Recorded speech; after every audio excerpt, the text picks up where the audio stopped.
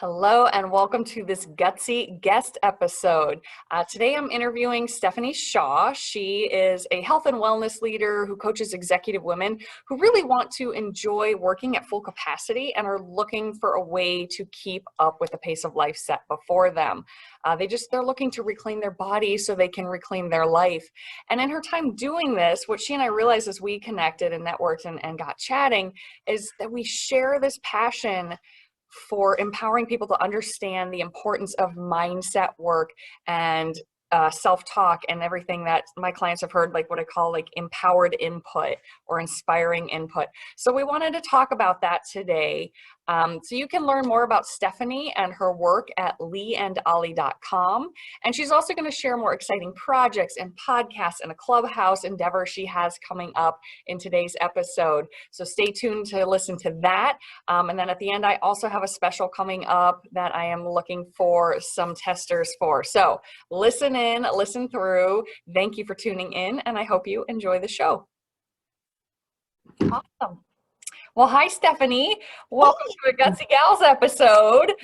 Getting to be a guest host for me. I've had a ton of fun chatting with you already, so I'm really excited to have you here today and talk about some of the things you have learned as well as a health and wellness coach, and specifically discussing what we and you have learned about sort of that split between what people think they want and what they feel like their motivating goals are, and what we've kind of learned deep down underneath they really need, and self-care and mindset and self-valuing. And it's something I emphasize a lot. So I'm excited to have another voice jumping in on this and sharing your perspective as well.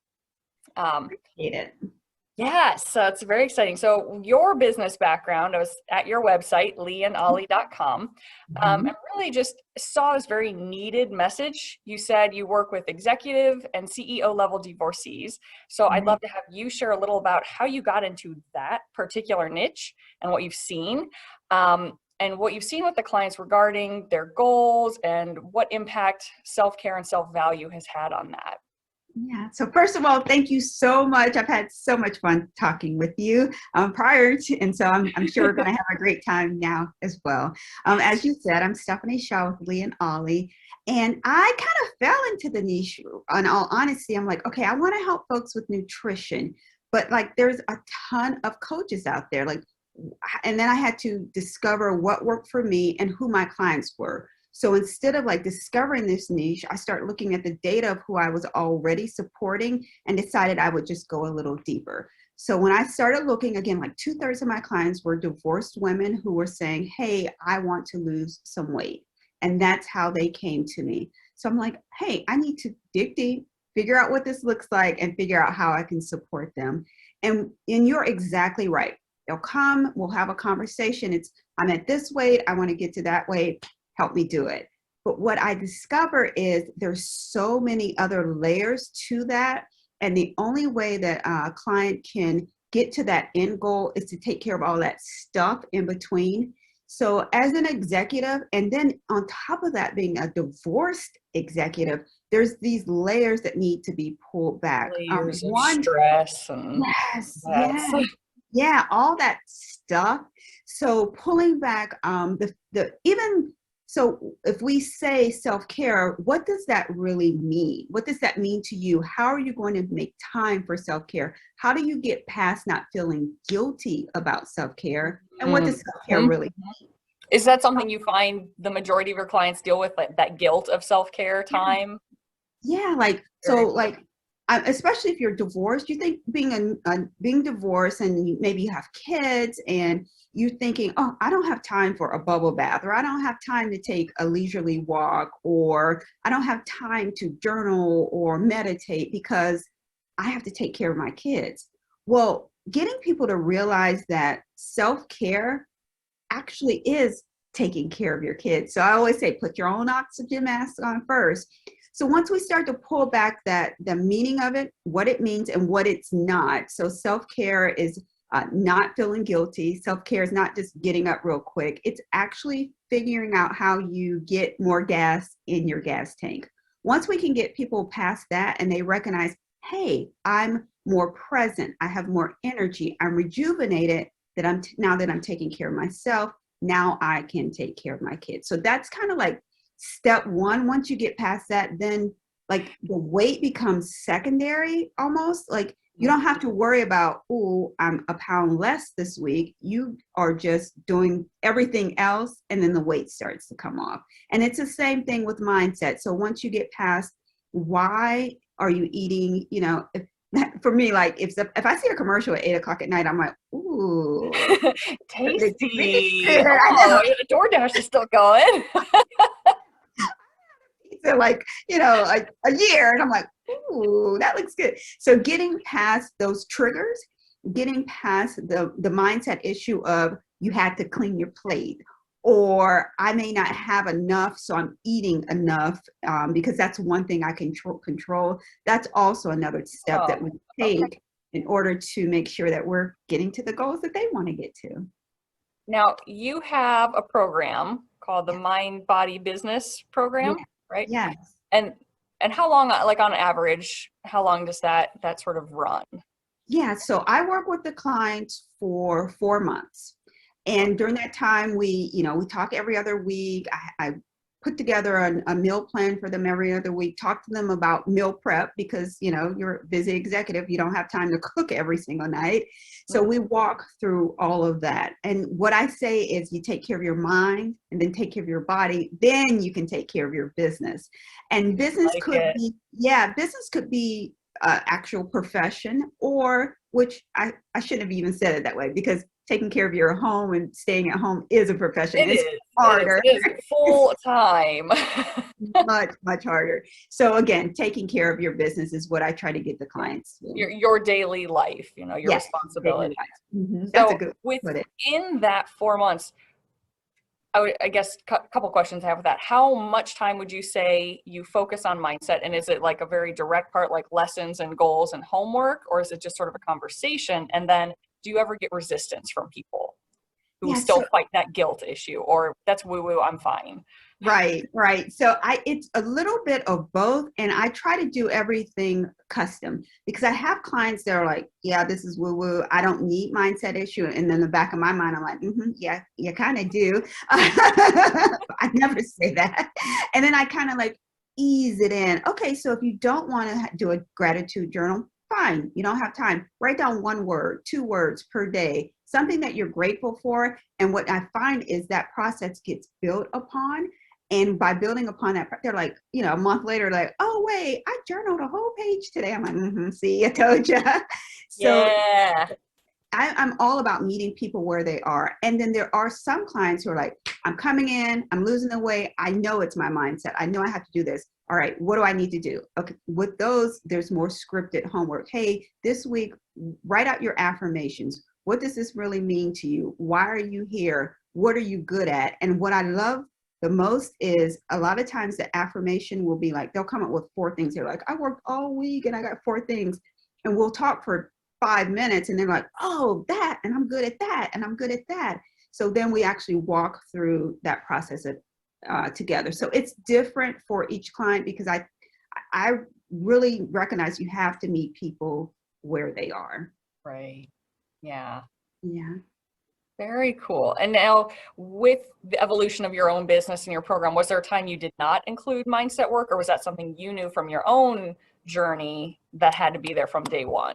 Yeah, I knew it always had to be there. And that's because that's where I struggled. So I was never overweight by overweight standards. And I, you know, walked normally. I would always exercise, and I ate as a vegetarian. So I ate pretty healthy as well too, but yet I still got sick. So I had to think, what else am I missing? What part am I missing? Why am I not allowing myself to eat well all the time? You know, and I'm doing like a 60%, 40% kind of thing. What are those triggers? Go ahead. I like that word. I like that word, that why am I not allowing myself? Yes. Again, then that's something I've done videos on, and I've talked to clients about the word choices that we say to ourselves. And an example I've used is a client recently who, actually several mothers, who said their kids will kind of tease them a little, like, oh, mom can't have this. We can't go eat because mom can't. And that was their self-talk at the beginning, the mindset. I can't do this. I'm not allowed. And they had that shift as we talked and progressed of, no, I'm choosing not to. Yes. I'm choosing to heal myself. I'm choosing to allow myself nourishment. So I like that word, that you realize you were not allowing yourself to heal. I remember hearing one doctor speak, a holistic doctor, and he said something like, you have to love yourself and respect yourself enough to choose to heal yourself. Oh, I love I that. thought that was very powerful. Yeah. Because as you've seen, there is often not necessarily a lack of self-love. It doesn't necessarily go that deep, but just Right. constantly putting yourself on the back burner, constant not prioritizing yourself. Yeah. That seems to trickle into other health issues. That is so true. And that's exactly where I was at. So while I was doing healthy kind of stuff, I had no self-care regimen. And I actually thought that people who did self-care things like taking time out for themselves to maybe go to a spa, I thought that was selfish. Like I did That's not. luxury. Yeah, it is. That's it's like, elitist. Exactly. Like, why aren't you at home, scrubbing the floors? So I had the wrong mindset, and that mindset was keeping me stuck. So I knew right away that once I started recognizing that it's important for me to walk, meditate, do yoga, journal, it's important for me to recognize that I am worthy and capable of eating correctly and accomplishing the goals that I have. Once I got past all that stuff, then I was able to not just get my health back, but able to like sustain it. So now it's just like part of what I'm doing. It's not part of a regimen in a 4-week course kind of thing. So that's why I was committed to starting with mindset for my clients as well. Very nice. Yeah. So you'd mentioned gratitude or affirmations and journaling. Do you have other kind of favorite go-tos for, well, and I guess maybe we should also recognize you and I and a lot of people, we sort of lump it together knowing the difference, but self-care time versus mindset work. And they kind of go hand in hand. So I guess with each of those, what are your personal favorites or things that you've seen impactful on people, like best mindset work and best self-care options? Yeah. Which obviously is individual, but yeah. So with self-care for me, I am introvert by nature. Like people that know me, they're like, "What? You're always out and doing stuff."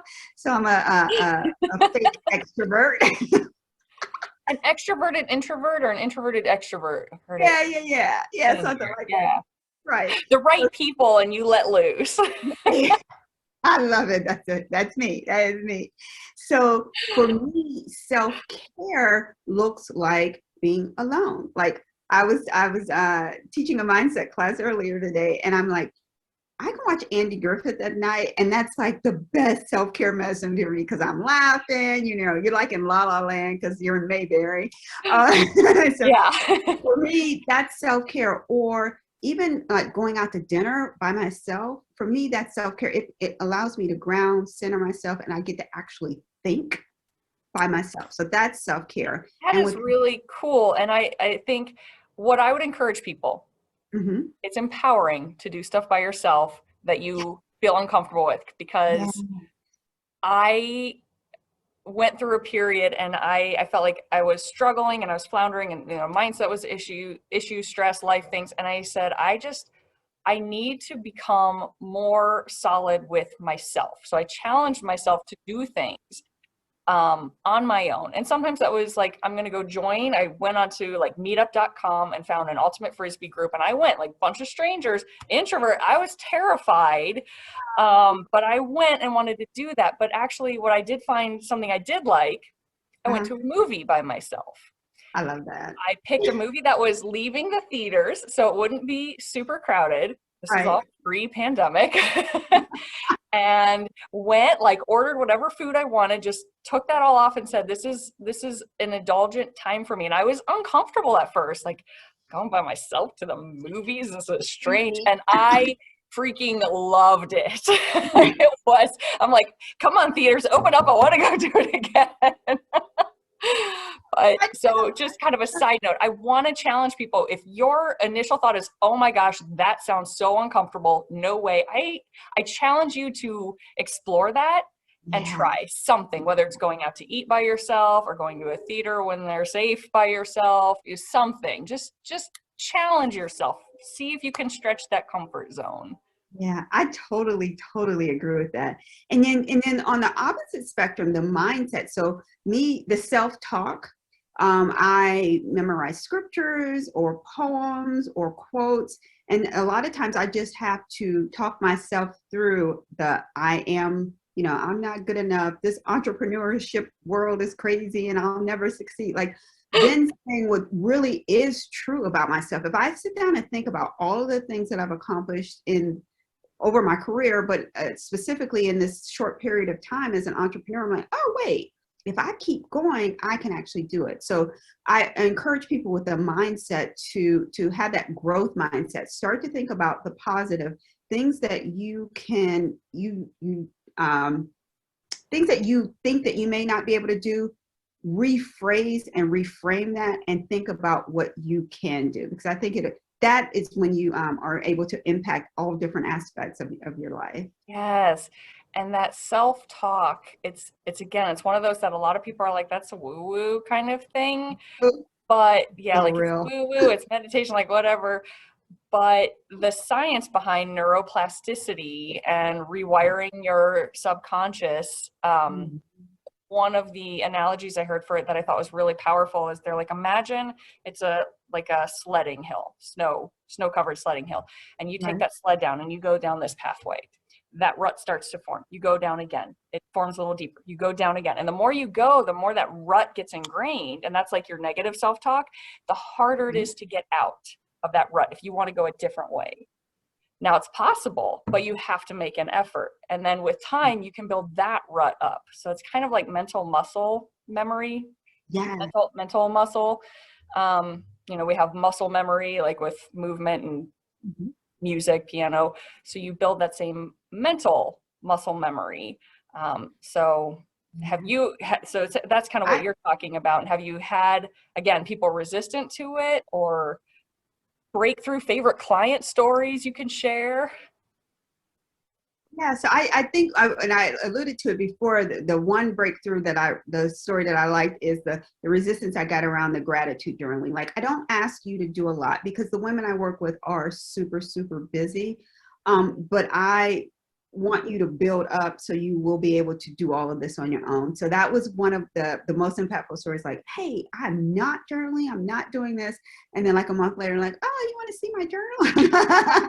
Because they started to slowly build in these practices. And you could tell, I've had clients like decrease the level of anxiety medicine they're on, or not need a sleep aid at night. So that's more of the, like, yeah, I'm super, super happy that you lost that 10, 15 pounds. But when you tell me that you are sleeping on your own now, or maybe you're using something like a lavender to go to sleep versus a prescription, that's when my heart does well. And so that's why I encourage that mindset part. Even though I try to customize what people are doing, the end result becomes the same, because some people just don't like or will not do the homework. You'll give it to them, they just still won't do it. So sometimes we just have to walk through the same thing while we're on our conversations together. But yeah, it is so incredible. The mind is so incredible if you use it for good. So powerful. Yeah. And so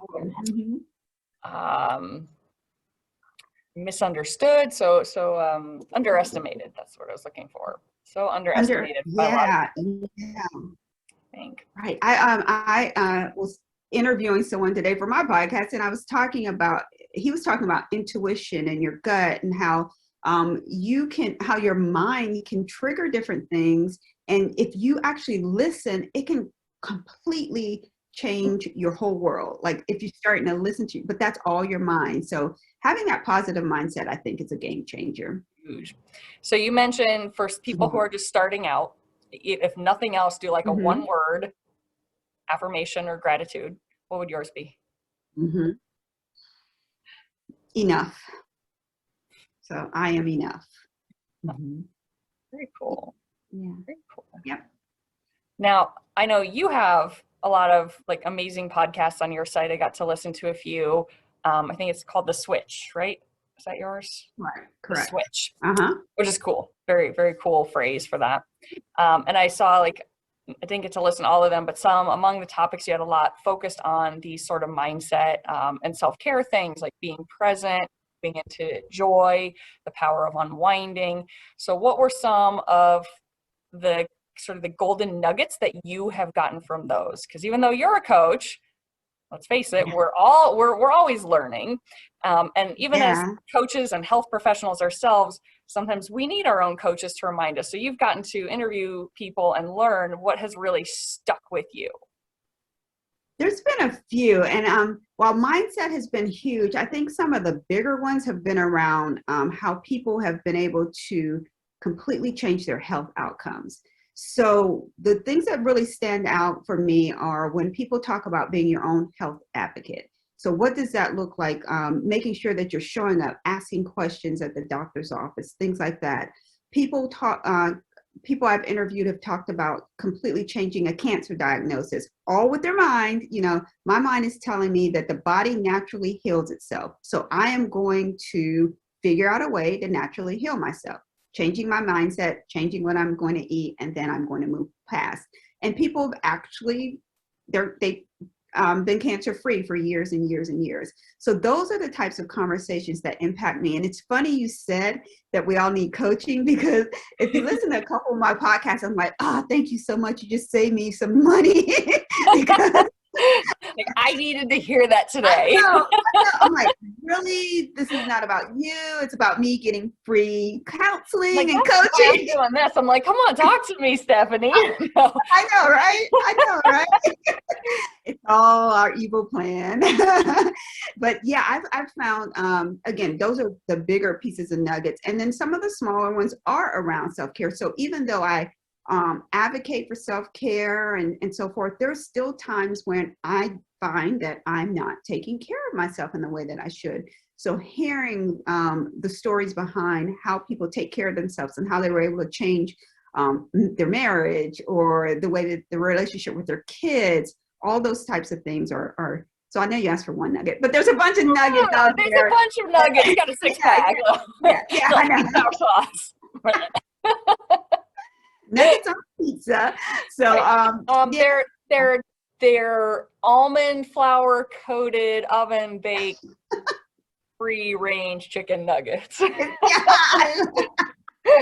Pasture raised. From your uncle's farm. Yes, those are the nuggets that I have bestowed upon you. You are welcome. Best nuggets. Yeah, do you have, because I've read a lot of research also on mindset in certain books. I know Dr. Dean Ornish is a big one who's done a lot of amazing research early on. I remember, it kind of makes me sad to think back on it, but the truth of our health system, when I was in school, as a dietitian, I was basically taught he's kind of a quack. Yeah. He's trying to say he can reverse heart disease. You can't do that. And he fought that battle, and he did through lifestyle and mindset and nutrition. And I know the most recent research I looked at, which has still been a while, he was dealing with prostate cancer, and it included yoga and meditation and things like that, in addition to the healthy lifestyle and the nourishing foods. So are there other resources you've seen where this mindset and self-talk and self-care, favorite books that you recommend, or apps or websites that you encourage people to check out? Yeah, so same one. I read that one when I was getting my certification. Love that. Esselstyn, who is the doctor from the Cleveland Clinic. Yeah, works overnight. I actually interviewed his daughter on my podcast. Exciting. And what was that one called? Her name is Jane Esselstyn. I don't remember the title of it. Yeah, that's okay. We can. Yeah. But the most exciting part is she talks the same. Well, the same exact thing. Like they've done so much research on like childhood obesity, overcoming heart disease, and this is the Cleveland Clinic. The clinic is they actually provide yoga classes, and classes around mindset to help their cancer patients and their heart patients.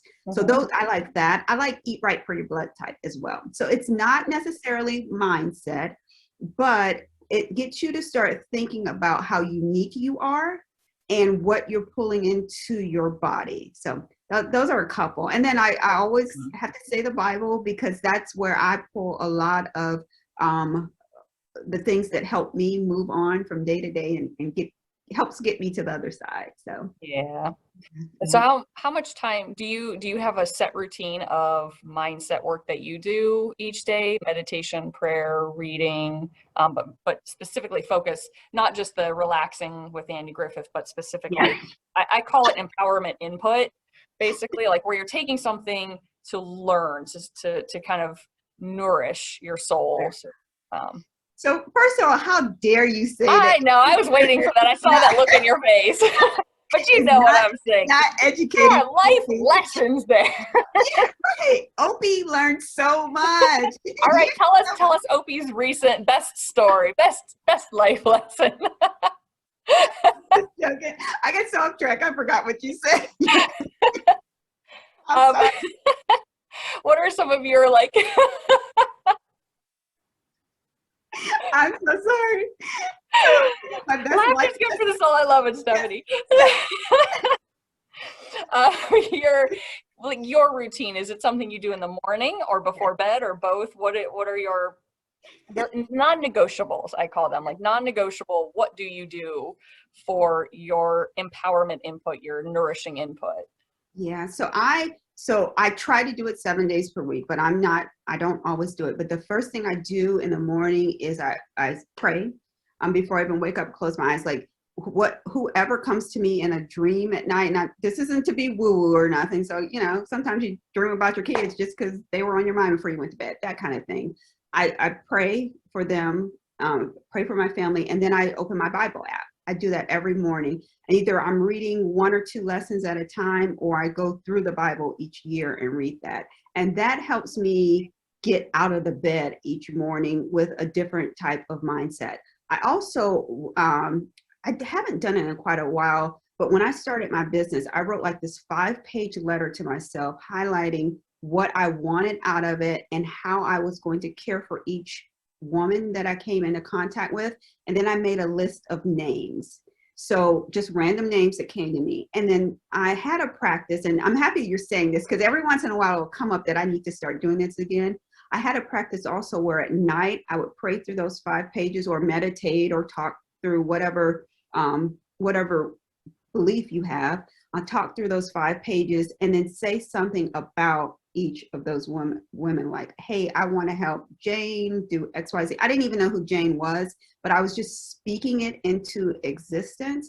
So those are the 2 things that I think really helped. And then last year, we did it's called, it's either Circle Maker, Make the Circle. I can't remember the name of the book, but for 40-day sessions, I got up with a group of women every morning, and we like walked through that book together every single day. So putting practices like that in place helps me get to where I need to go. And I know some people may immediately think, oh, wow, that's so time consuming.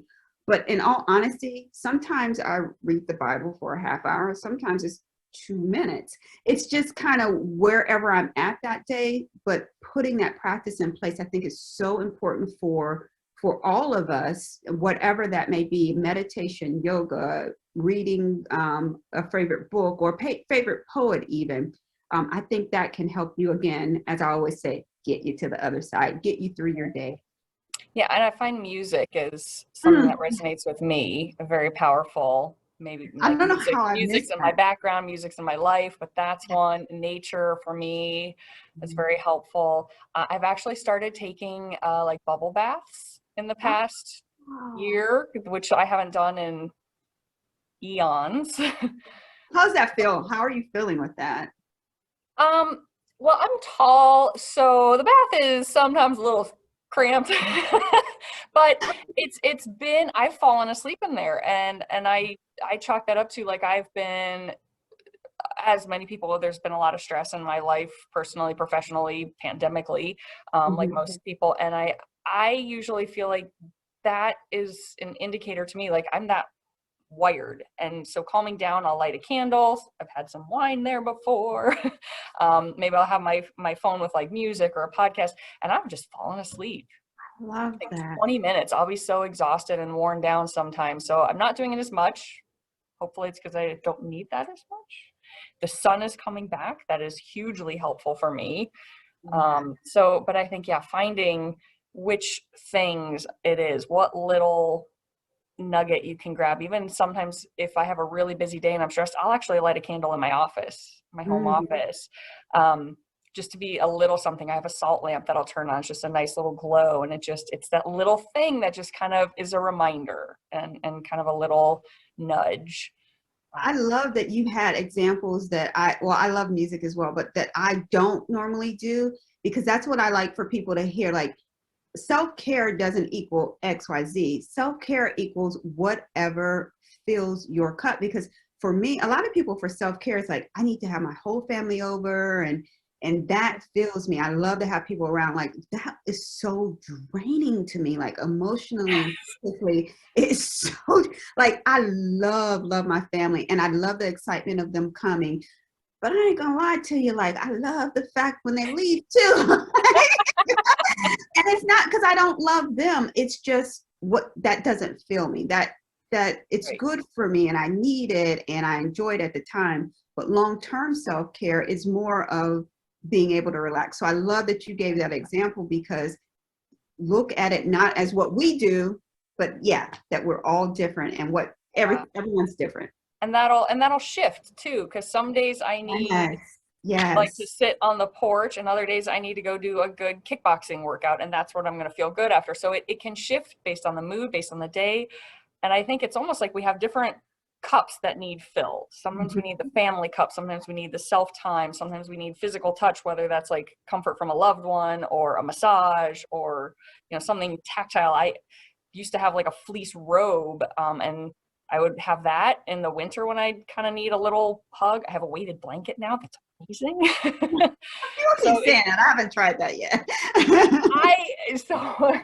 Sweet neighbor of ours. She's a sweet little old woman with rheumatoid arthritis, and she bought it, and it's like 25 pounds. Like, it is a heavy weighted blanket. And she's like, I can't lift it. Do you want it? You sure you don't want to try to return it? I mean, I'll buy it. Like, but I like to put it on. It's like, oh, yes. So yeah, I would encourage people, like, find out what it is that feels like needs a little boost, and it can shift and it can change. It's different for everyone. Every year can be different. Every day can be different. And yeah, just explore, individualize, personalize. Yeah, you do need, and you said every day, like every minute too. Like, before I had to teach a class earlier today, so it was all about just like sitting still and staying calm. And then I knew I was going to do this podcast. I'm like, I need some energy. So I started running around the house. I was talking to my son. I made myself a new cup of tea. I like, you know what I mean? So even today, I've had 3 different levels of self-care. They were really short spurts, but I just needed something different in different parts of my day. Very cool. Yeah. It is. So find what works for you. Yes. Great. And I guess I have one more kind of question along these lines. Something that I see a lot of times through just general Facebook posts on people or from talking to people, there's this sense when people are down and after a divorce, again, that is hard, that is stressful, there's busyness, all the things that your clientele and a lot of people really go through, where even though, like, on one side, on the cognitive side of thing, we realize there's a lot of people going through it, but on the other, we feel very alone in this struggle. And there's people who are kind of afraid to speak up, afraid to reach out. Do you have any tips that you would give to a person like that who maybe isn't feeling strong enough to even speak up? Maybe they need to just do something at home. Is there, again, like a little starting point or words of advice to people who maybe are feeling like that? Yeah, so it may be, if you're not comfortable reaching out like to a large crowd or whatever, it may be maybe there's, and I can't even think of one, maybe there's a video or some type of session on meditation or thought pattern or something that you may be going through. There's so much information out there. Make sure you're, doing a little bit of research and getting the right information where you may be able to listen to. But what I would do is challenge you to recognize that you're not going through this alone. So think about your whole list of contacts, like people in your life that you've had, and people that you've been able to trust and are people that are for you.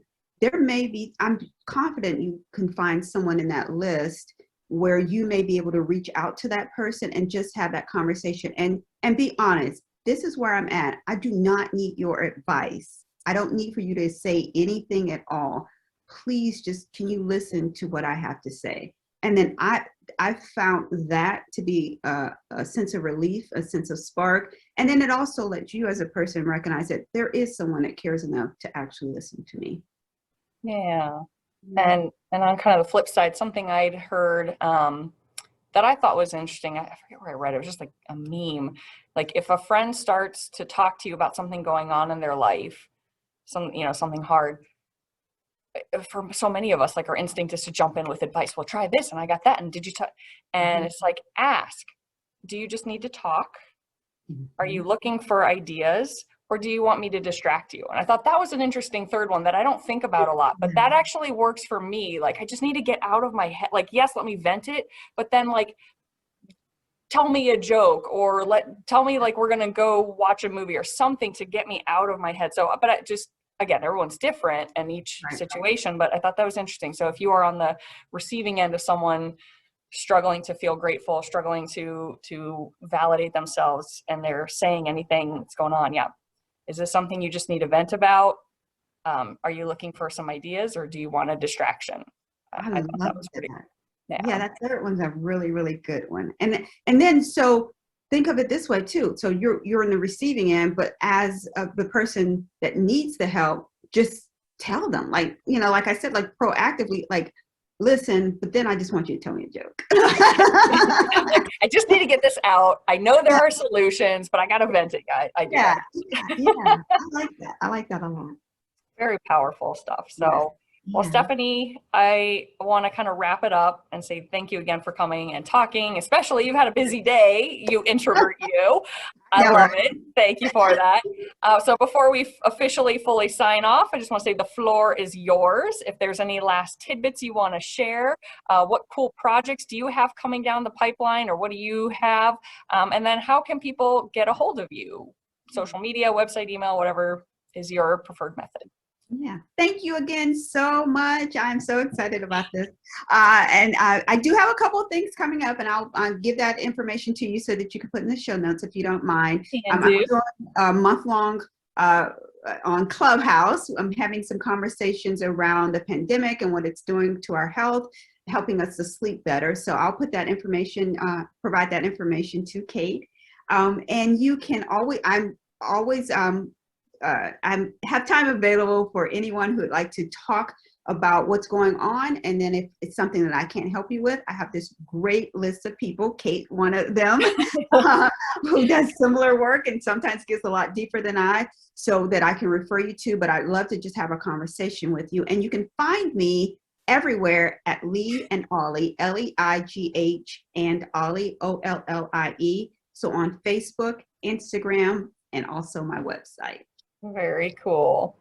Well, I appreciate that. Thank you again, Stephanie. And we'll get this all edited up and posted on Facebook, and I'll keep you in touch, and hopefully we'll go from there. All right, perfect. Thanks so much.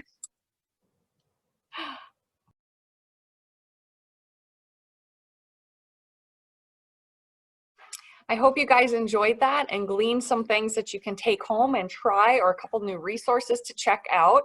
Mindset work is so important.